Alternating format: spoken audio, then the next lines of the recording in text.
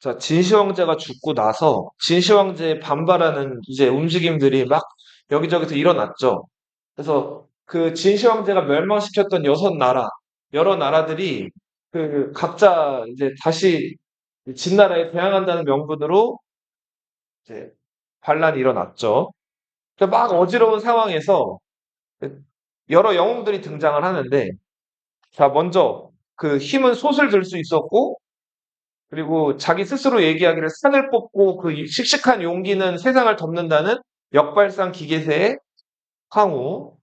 그리고 술 마시는 거 좋아하고 여자 좋아하고 드러눕는 거 좋아하고 나이도 많았던, 근데 인간관계가 좋았던 유방. 네. 자, 황후는 이제 초나라 명장 항현의 손자답게 초나라를 다시 일으킨다는 명분으로 막 사람들을 모으기 시작했고, 유방은 그 진시 황제가 만들기 시작했던 만리장성 공사 현장에 가다가, 자, 인부들이 막 도망치면서 가봤자 죽느니 그냥 돌아오겠다 해가지고, 자, 자기 고향으로 돌아왔죠. 근데 고향 폐현으로 들어가게 되면은 그 폐현 관리가 그 문을 또 안 열어주고, 이제 이 사람들은 반진 세력으로 낙인이 찍혔기 때문에 고향으로 바로 못 돌아오고 옆에 산으로 들어갔다 그랬죠. 망탕산이라는 산으로.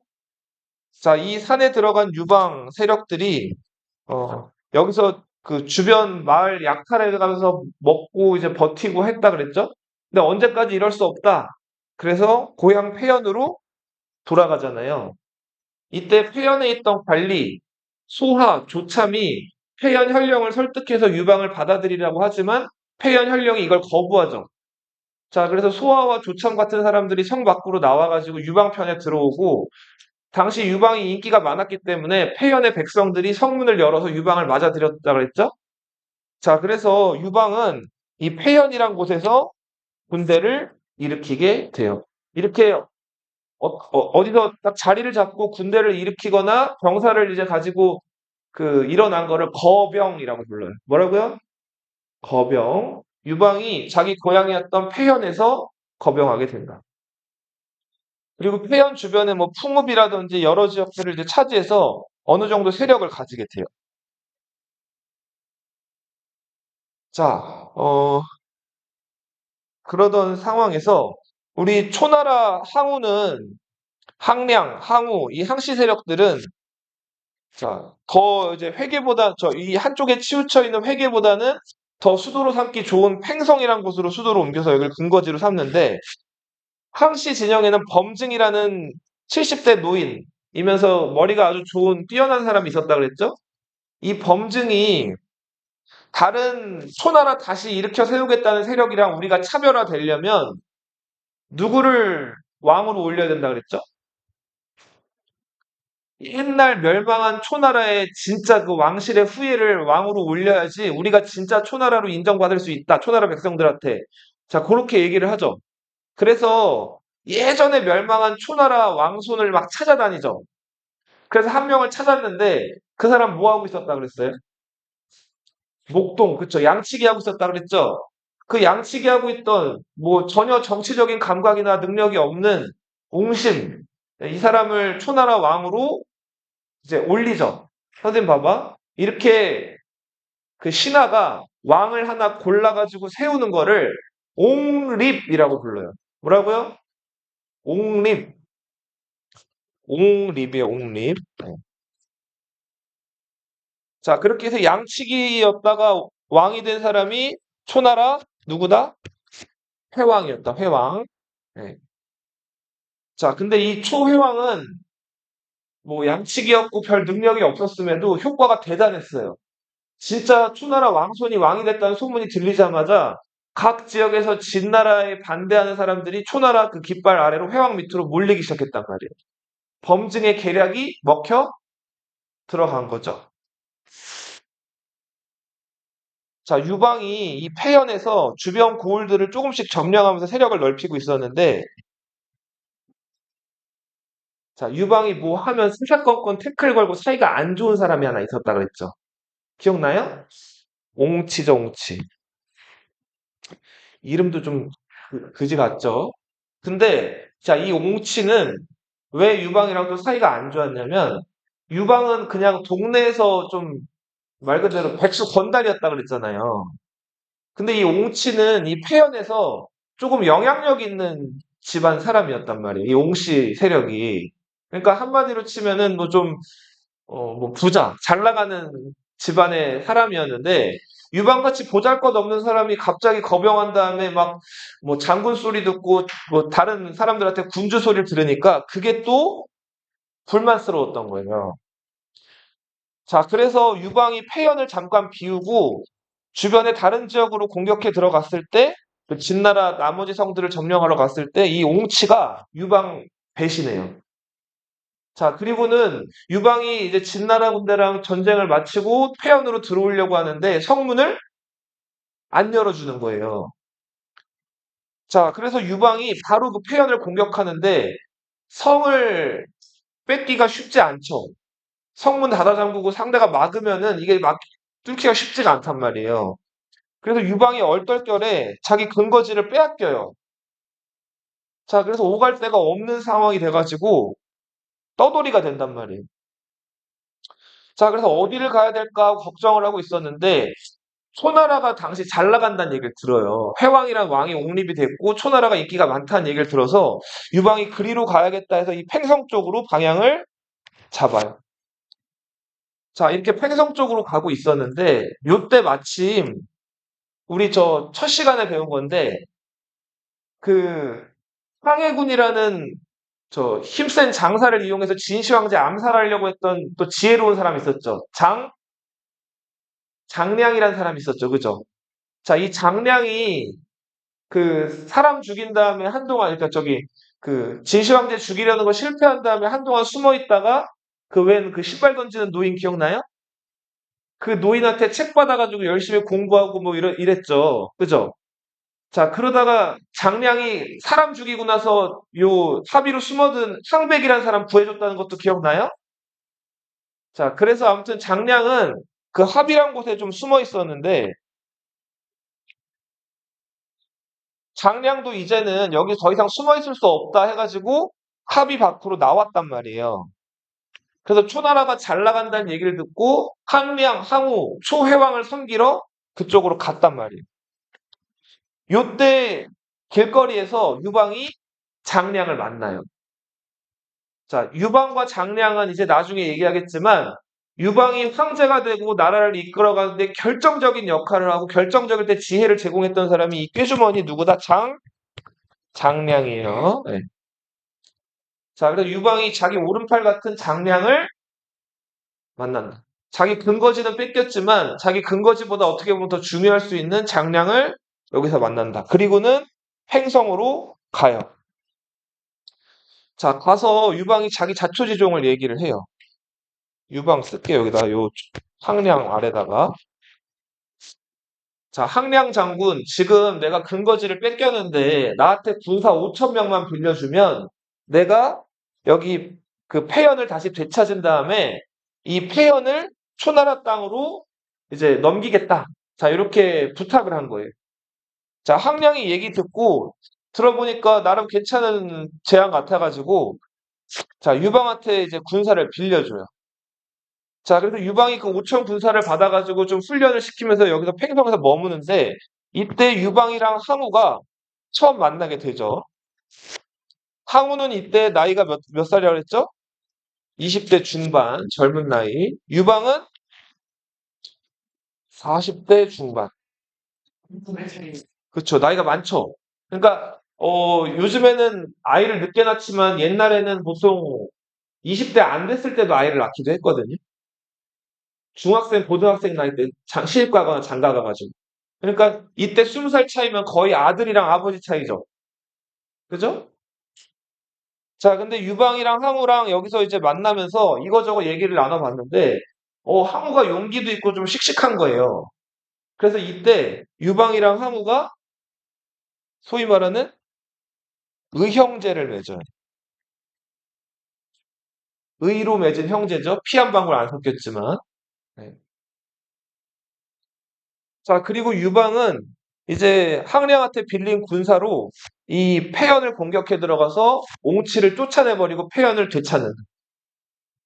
자, 옹치는 나중에 나오겠지만 여기 위나라, 네. 위나라 후손들이 여기 위나라를 재건했는데 이 위구라는 사람 밑으로 옹치는 도망을 가게 돼요.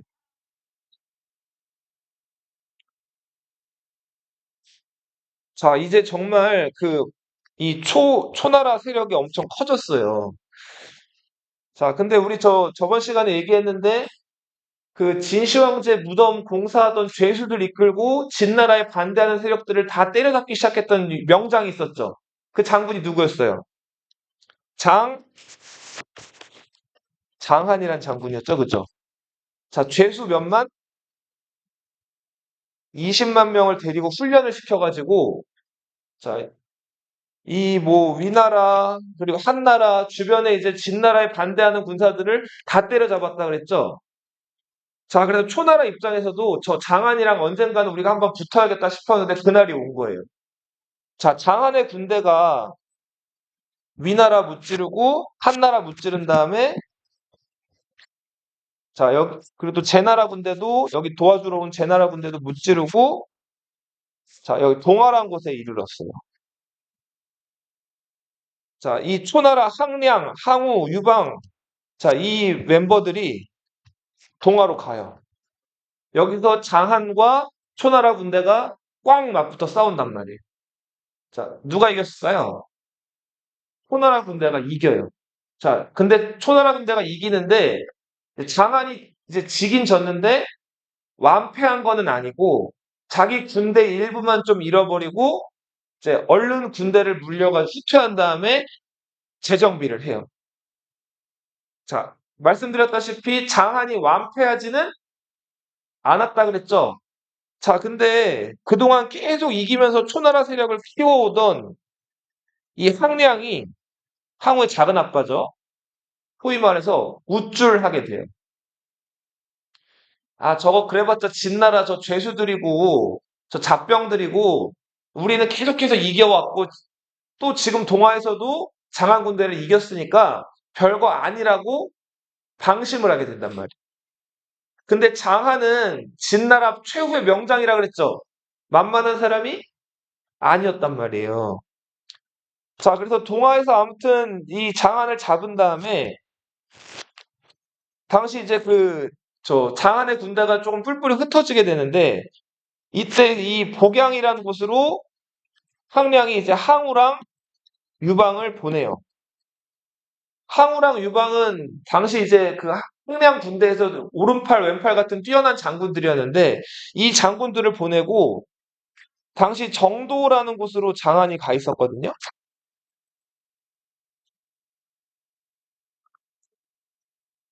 자, 항량이 단독으로 이 정도로 가요. 장한을 잡으러. 자, 근데 정도로 갔는데 장한 군대가 정도성에서 성문을 닫아 잠그고 나오질 않는 거예요. 자, 아무리 함량 군대가 좀 힘이 세고 이렇게 사기가 넘치는 군대라고 해도 적이 상대를 안 해주니까 칠 수가 없는 거예요. 그래서 정도성 밖에서 야영을 하면서 항량이 이제 기다려요. 자, 근데 기다려도 기다리고 막 욕을 하고 나와라 나와라 해도 장한 군대가 안 나오니까 자, 항량이 점점 지치죠. 그리고 방심을 하기 시작을 해요. 아, 저거 진나라 군대 겁쟁이 군대라 가지고 자, 우리 지금 상대를 할 생각을 못 하는구나. 자, 병사들한테 좀 쉬라 그래요. 쉬라고 하면서 뭐를 마시라 그랬을까요? 술을 마시라 그래요.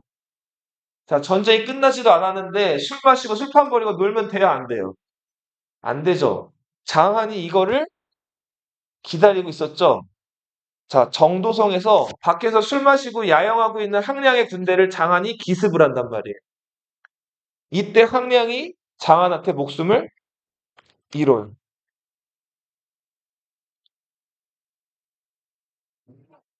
자기를 아버지처럼 돌봐주던 작은 아빠지만 아버지처럼 돌봐주던 항량이 죽자 항우가 자, 하늘을 향해서 소리를 지르면서 막 울었다 그래요. 너무 슬퍼가지고.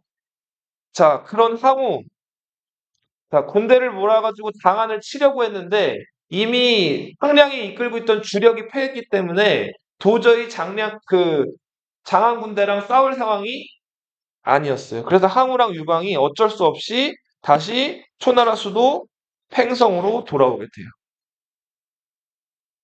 자, 지도 넘어가 볼게요. 아주 너덜너덜해졌네요.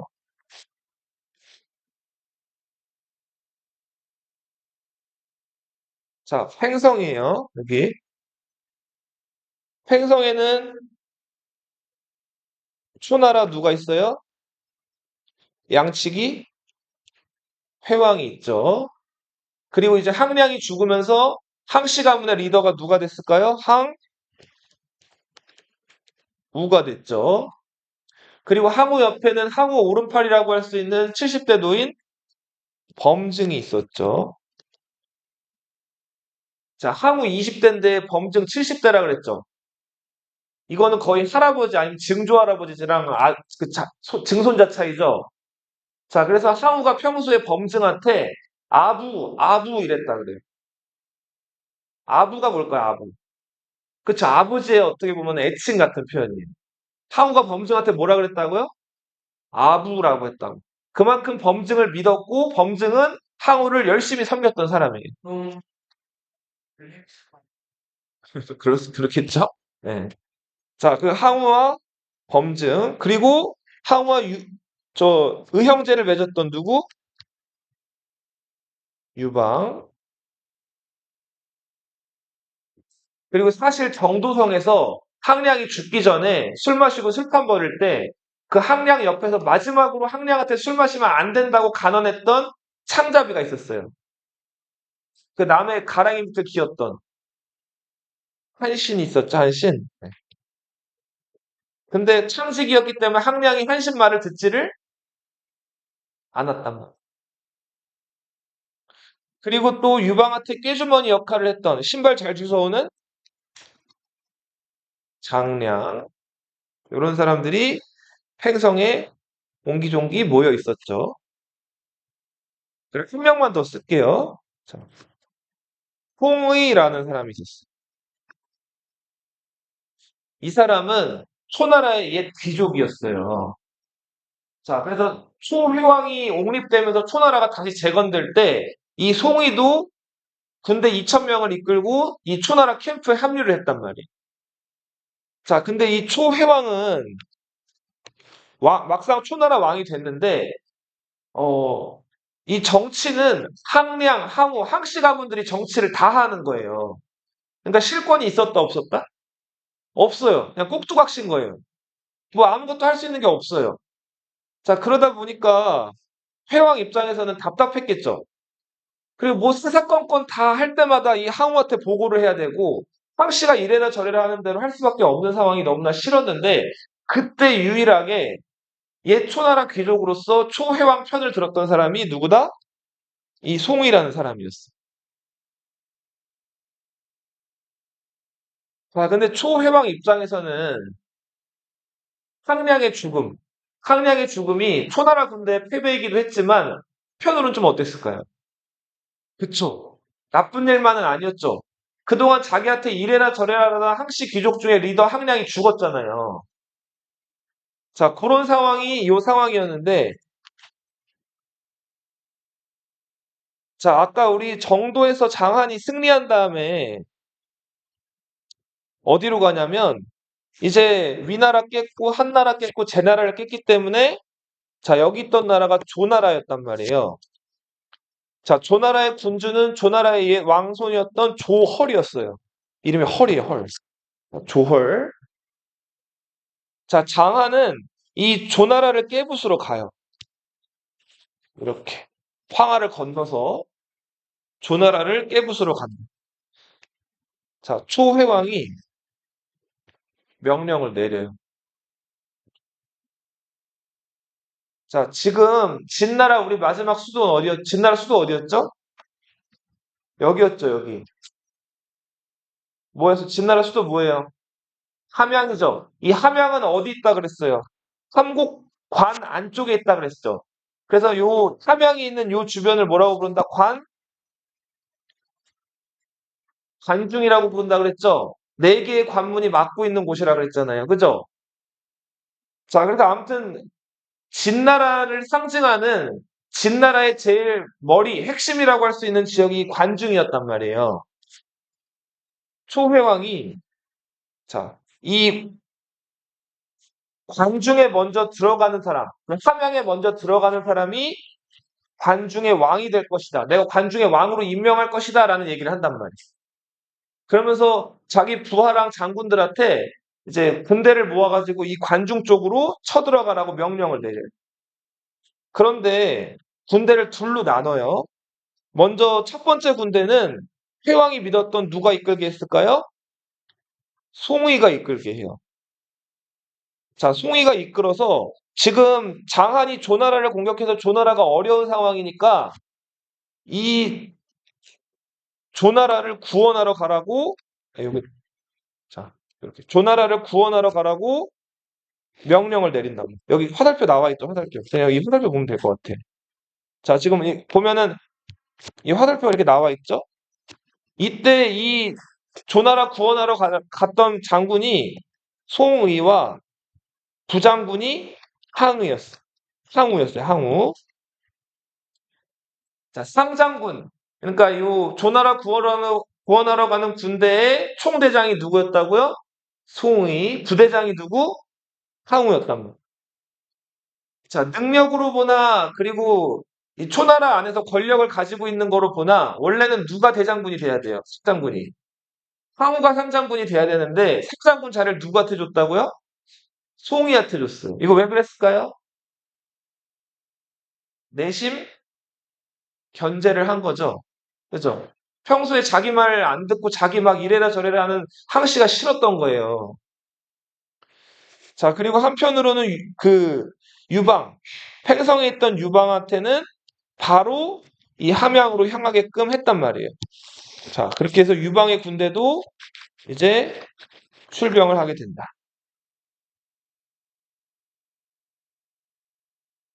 자, 항우 쪽 얘기를 좀 먼저 할게요.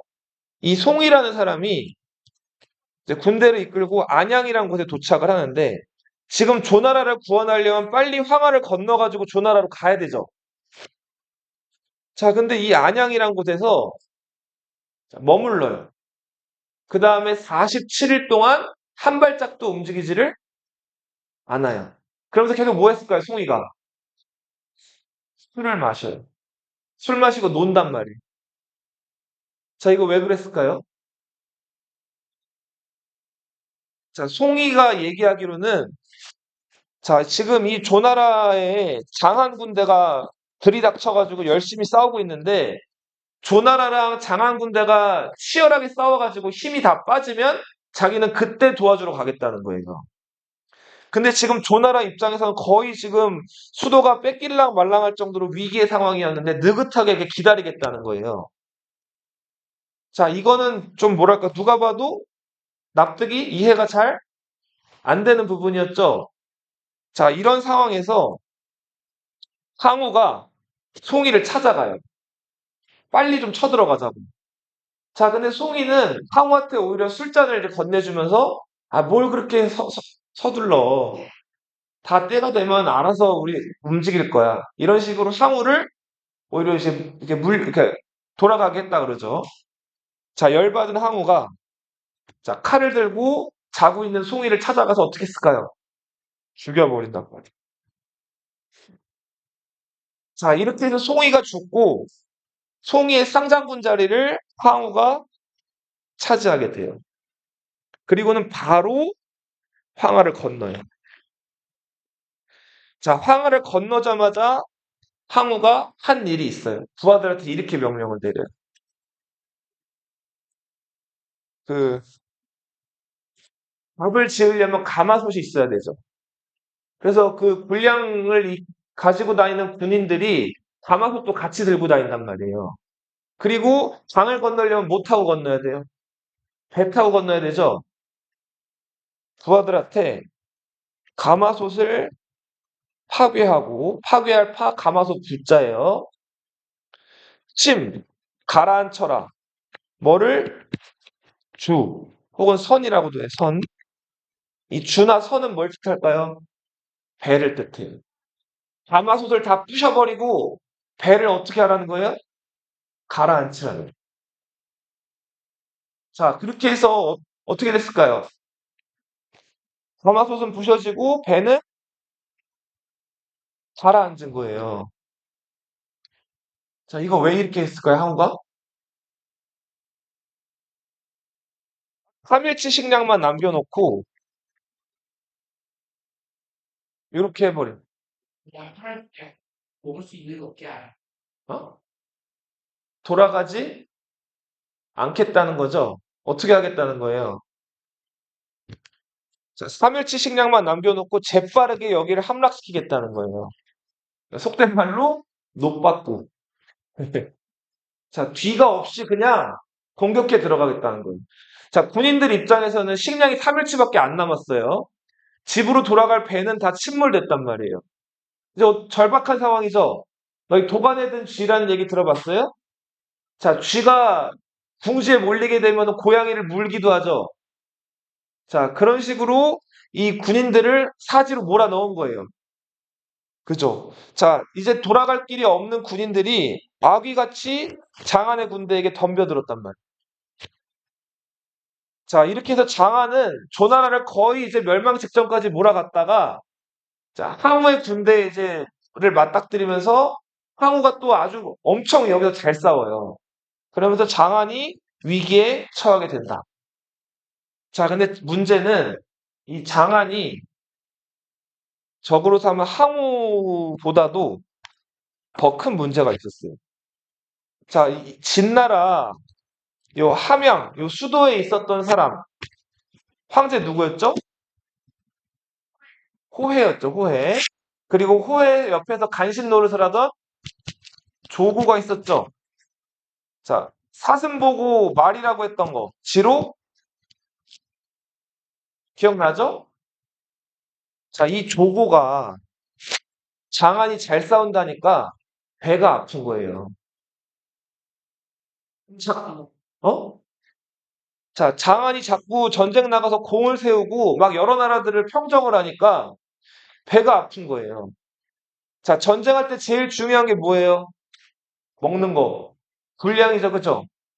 자, 군량미를 보내줘야 되는데 장안에게 보내야 될 군량미를 보내지를 않아요. 자, 먹을 거 없이 싸울 수가 없죠. 장안이 오도 가도 못한 상황이 됐어요. 결국은 어떻게 했을까요? 항우한테 항복을 해요. 진나라 군대 20만을 데리고 어떻게 했다? 항복을 한단 말이에요. 자, 항우는 장안이 그동안 자기 작은아버지도 죽이고 좀 이렇게 언짢은 부분이 있긴 했지만 장안 능력이 워낙 어땠어요, 그동안? 뛰어났죠? 그리고 진나라 군대 무려 몇 만이 들어온 거예요. 20만이 왔기 때문에 자, 요거를 항우가 끌어안아요, 일단은. 그리고 일단은 그 포로로 잡고 있었단 말이에요. 20만 명. 군 같은 거에는 좀 말해라 이런 거. 그렇게는 안 하고 일단은 데리고 있어요. 20만 워낙 많으니까. 자, 이제 유방 얘기로 좀 넘어올게요. 자, 관중에 먼저 들어가는 사람이 관중 왕이 된다고 초나라 회왕이 얘기를 했다 그랬죠? 그래서 유방은 그 얘기를 이제 자기가 목적을 달성하려고 착실하게 서쪽으로 이동을 해요. 근데 서쪽으로 이동을 하는데 진나라 성들이 너무 많은 거예요. 자, 그래서 이 성을 공격을 해봤는데 또 막상 이 성 공격하는 게 만만치가 않죠. 자, 그래서 막 어렵게 몇 개 성을 공격해서 차지하고 했는데 더 이상은 이래서는 안 되겠다 싶었던 거예요. 자, 그래서 유방 옆에 있던 장량이라는 그 뛰어난 책사가 유방한테 이렇게 얘기를 해요. 이 성을 일일이 다 함락을 하면서 관중으로 들어가면 10년이 걸려도 못 갈 겁니다. 이렇게 얘기를 한단 말이에요. 그러니까, 자, 이 성을 지키고 있는 진나라 이 군인들한테 항복을 먼저 권유하고 항복하지 않으면은 그냥 지나가기로 해요. 그럼 뒤에서 공격할 수도 있는데요. 대신에 그 항복을 권하면서 그 편지에다가 몇 마디를 덧붙여가지고 이 진나라 성을 지키고 있는 장군들한테 보내자고 하는데 무슨 얘기였냐면 자, 항복해라. 항복하면 너희 그 성에 있는 사람들을 모두 살려주고 너희가 진나라 때 받았던 벼슬, 뭐 재산 이런 거 다 보존해 주겠다. 그리고 심지어는 상까지 주겠다 그래요. 그러면서 우리에게 항복만 하면 좋은 일이 있을 거다. 이런 식으로 요 설득을 한단 말이에요. 자, 이게 꽤 잘 먹혀가지고 여러 고을의 그 진나라 장군들이 유방한테 어떻게 하기 시작했을까요? 항복을 하기 시작한단 말이에요. 그만큼 진나라가 내부적으로 썩어 있었다는 거죠. 그 저거가 근데 지금 여기가 워낙 엉망이라 가지고 여기까지 신경 쓸 만한 보낼 군대가 없었다면 군대는 다 누구한테 줬어요? 장한한테 줬는데 장한 항복해 버렸잖아요. 자, 그러던 유방이 이제 결정적으로 좀 위기에 처한 이제 상황이 요 진류라는 곳이었어요. 이 진류성은 지금 중국에서 하이펑이라고 불리는 도시예요. 뭐라고요? 하이펑. 그죠? 송나라 수도죠. 자, 이 진류성은 굉장히 좀 뭐랄까 성벽도 높고 견고한 성이어서 군인들도 많고 그리고 이 진류성의 혈령이 항복을 안 하겠다는 거예요. 유방이 여기서 애를 먹어요. 근데 그 유방이 이제 진류성 밖에서 야영을 하면서 이제 어떻게 하지 하고 있었는데 이때 유방을 누가 찾아와요. 유방을 찾아왔던 이 사람은 역이기라는 사람이에요. 역이기. 성이 역시고 이름이 이기예요. 역생이라고도 불려요. 자, 역이기가 찾아왔는데 유방이 뭐 하고 있었을까요? 술은 안 마시고 술이랑 따라오는 것 같이.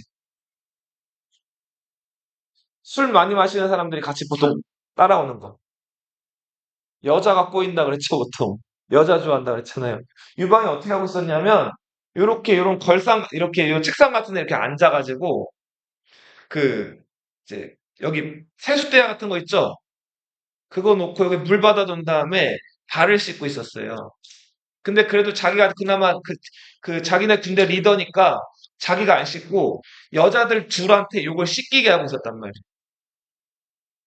자, 이제 또 이제 남이 그 자기 발 만지면 좀 어때요? 간지럽죠? 자, 그래서 그 노인, 40대 중반의 그 중년 아저씨가 어린 여자애들이 와가지고 발 닦아주는 거 가지고 착착 하면서 장난치고 있었단 말이에요.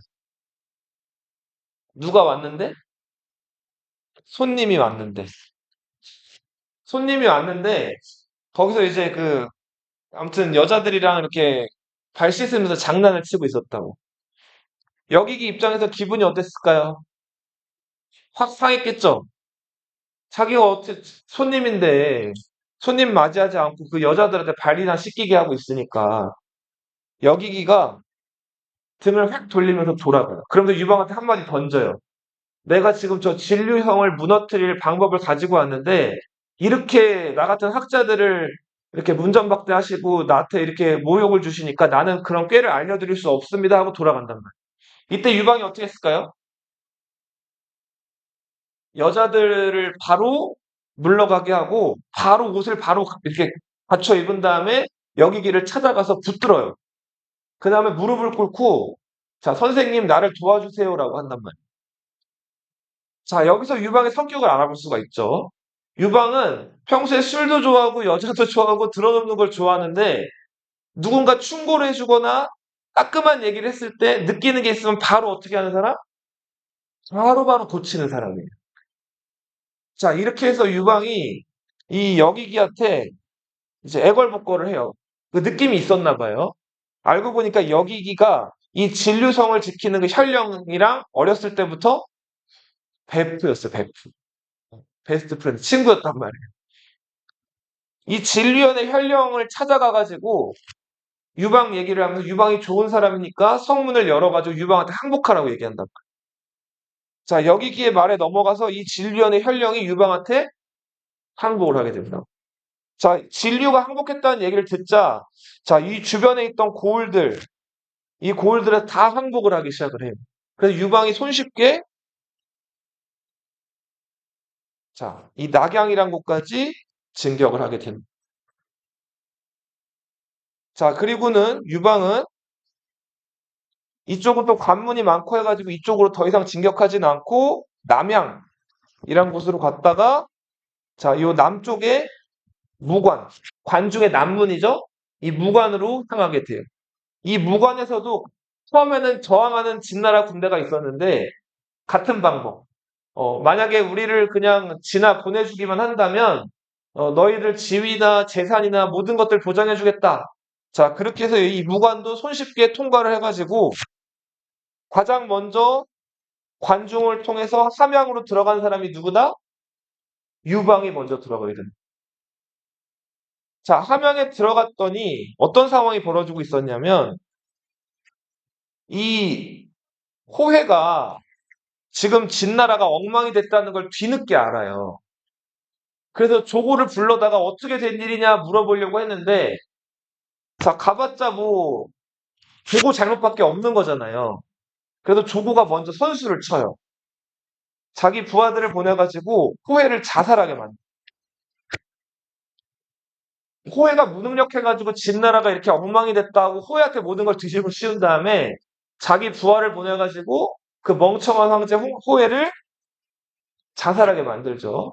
그리고 당시 이제 워낙 호해 주변에 사람이 없었기 때문에 황관이나 이런 사람들밖에 없었기 때문에 저항하는 사람도 없었다 그래.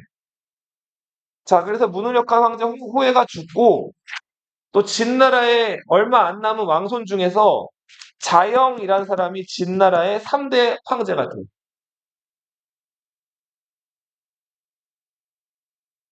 자, 왕이 됐으니까 즉위식을 해야겠죠. 자영이 즉위식을 해야 되는데 그 조고 입장에선 빨리 즉위식을 해가지고 자영을 왕으로 만들거나 해가지고 뭐 이렇게 진나라 다시 꾸려나가거나 또 간신짓을 해야 되는데 자영이 즉위식 하는 날 아프다는 거예요. 그래서 조고가 사람 빨리 보내봐. 뭐 아프게 얼마나 아프다고 즉위식이 중요하지. 근데 자영이 아프대요. 즉위식에 못 오겠대요. 애가 탄 조고가 자영 집을 찾아가요. 자영이 어떻게 하고 있었을까요? 조고를 기다리고 있었죠. 자, 그래서 조고가 자기 침실로 들어왔을 때 부하들을 시켜가지고 조고를 찔러서 죽여버리죠.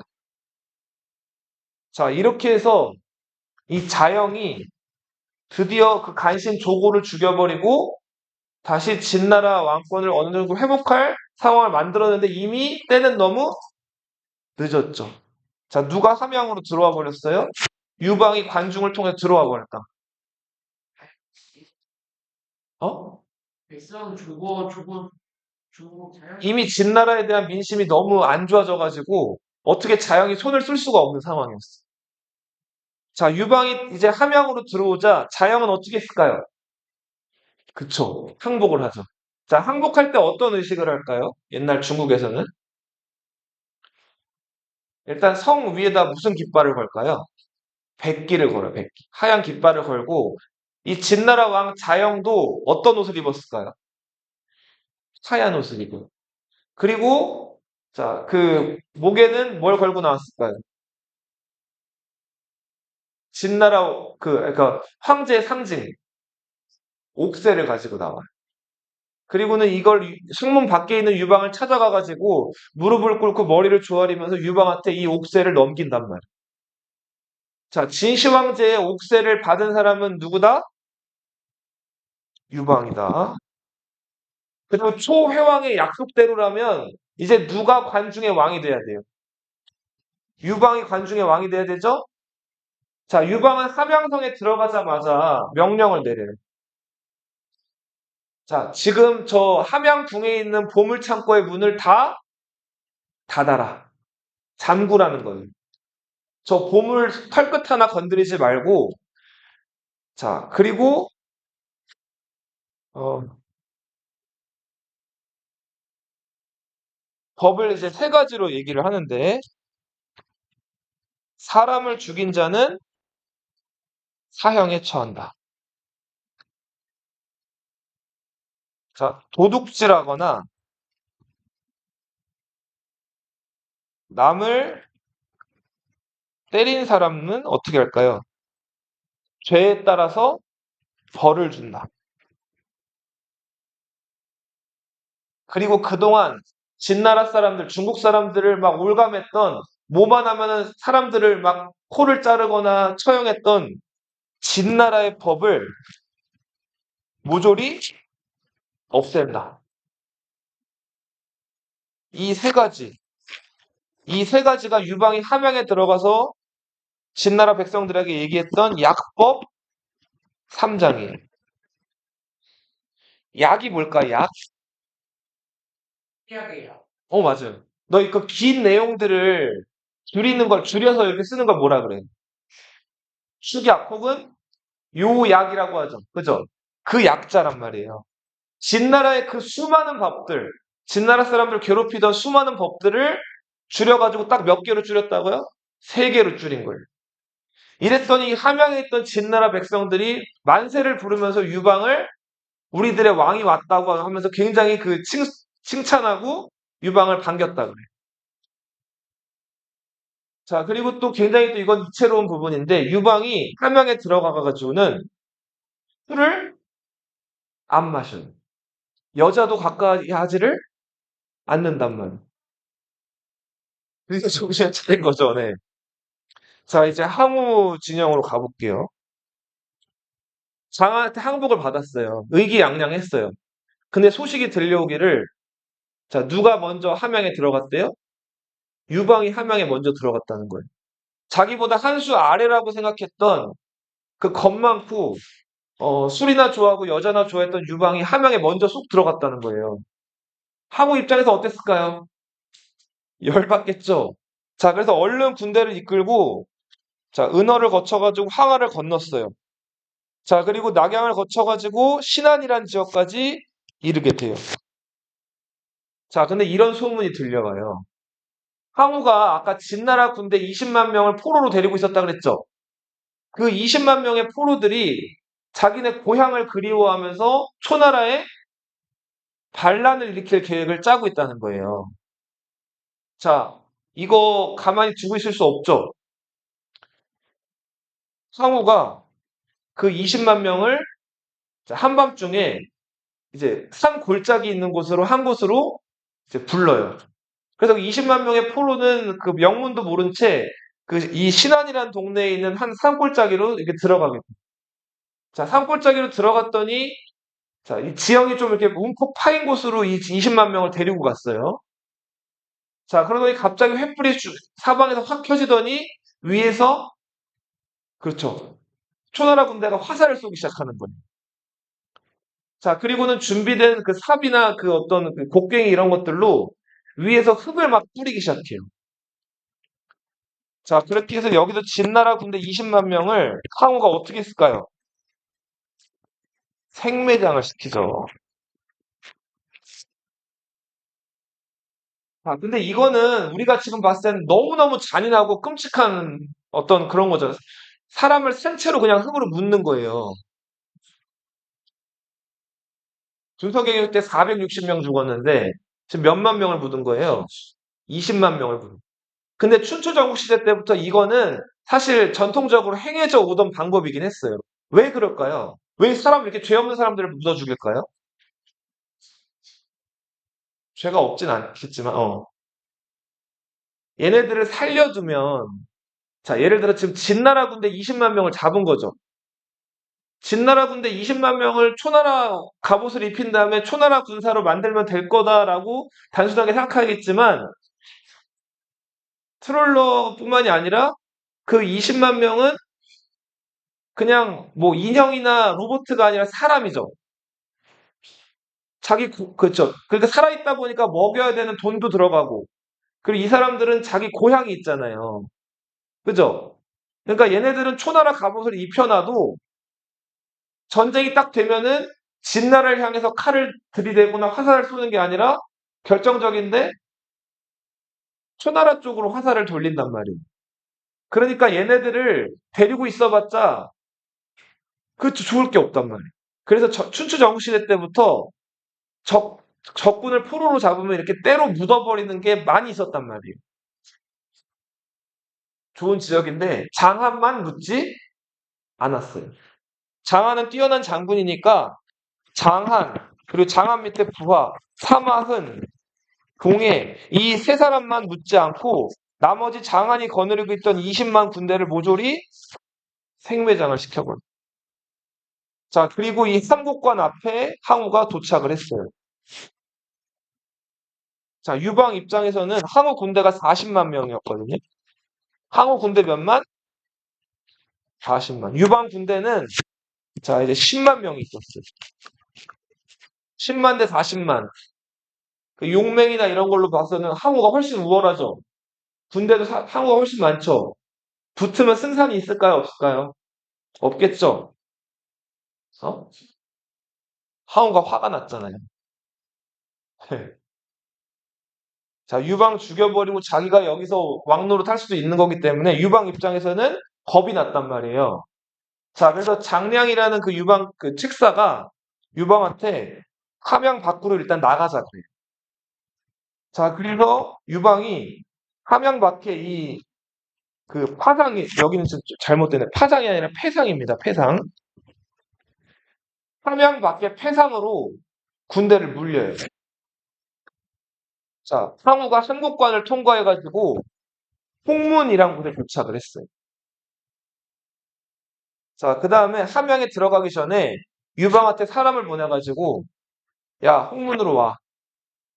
안 오면 죽여버릴 거야. 빨리 와. 자, 유방이 잔뜩 쫄아가지고 자, 부하 100명만 데리고 홍문으로 가게 돼요. 요 아래다 쓸게요. 홍문. 자, 이 홍문에 참석한 사람들. 여기서 이제 항우가 술자리를 마련하는데 이거를 그 유명한 홍문의 연회라고 불러요. 이 홍문의 연회에 참석한 그 주인이 누구예요? 항우죠. 자, 그리고 항우의 오른팔이면서 항우가 아부라고 불렀던 범증. 그리고 저 항우의 사촌 동생이었던 항장이라는 사람도 있었고, 항우 작은 아빠는 죽었지만 항우 큰 아빠는 살아 있었거든요. 항백이 있었죠, 그죠? 그 밖에 뭐 당한 이런 사람들이 다 있었는데, 자, 그럼 유방편에서는 유방,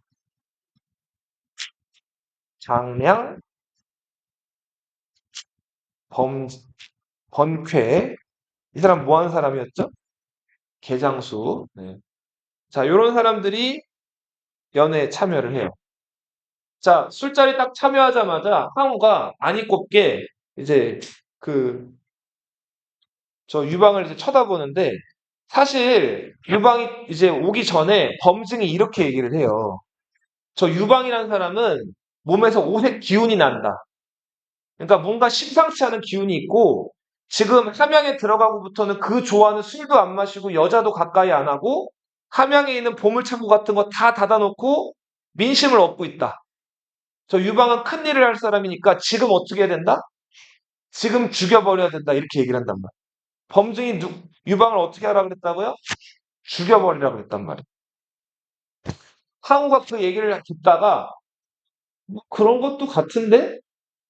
자, 그렇게 해서 술자리에서 항우가 신호를 보내면 유방을 죽이기로 해요. 자, 그렇게 해서 이제 술자리가 시작이 되기 직전이었는데 유방 옆에는 꾀주머니 장량이 있었죠. 이 장량이 분위기가 아무래도 유방한테 불리할 것 같으니까 누굴 찾아갔을까요? 항백을 찾아가죠. 그죠? 예전에 항백이 사람 죽였을 때 장량이 어떻게 했어요? 한번 숨겨줘서 살려줬죠? 그 항백을 찾아간단 말이에요. 그 다음에 항백한테 속된 말로 바짓가랑이 붙들고 빌어요. 지금 우리 죽은 유방이 위기에 처해 있는데 아마 저 범승이나 항우한테 죽을 것 같다. 그러니까 좀 살려달라 그런단 말이에요. 항백이 되게 난처해 하거든요. 자, 이때 유방이 곧 장량이랑 항백 얘기하고 있는 대로 또 찾아와요. 그러면서 이번에 유방도 무릎을 꿇고 항백한테 바짓가랑이 붙들고 눈물을 흘리면서 빈단 말이에요. 살려달라고. 자, 항백이 이러지도 못, 저러지도 못한 상황에서 아무튼 술자리가 열려요. 여기서 이제 마시는 거죠. 근데 항우가 유방한테 함양에 먼저 들어가서 당신이 왕이라 된 줄 아시오? 라면서 이제 12조로 얘기를 해요. 그랬더니 유방이 이렇게 얘기를 하죠. 어, 저는 그냥 운이 좋아가지고 먼저 들어왔을 뿐이지, 지금 관중의 왕은 항우님이시고, 내가 지금 항우님 잘 들어오게끔 하기 위해서 길을 좀 잘 청소를 해놨고, 함양 안을 정리를 해놨으니까, 들어와서 왕만 되시면 됩니다. 라고 유방이 납작 엎드린단 말이에요. 자, 이렇게 자기를 낮추는 사람들을 항상 경계해야 되죠? 욕심이 많은 사람들이란 말이에요.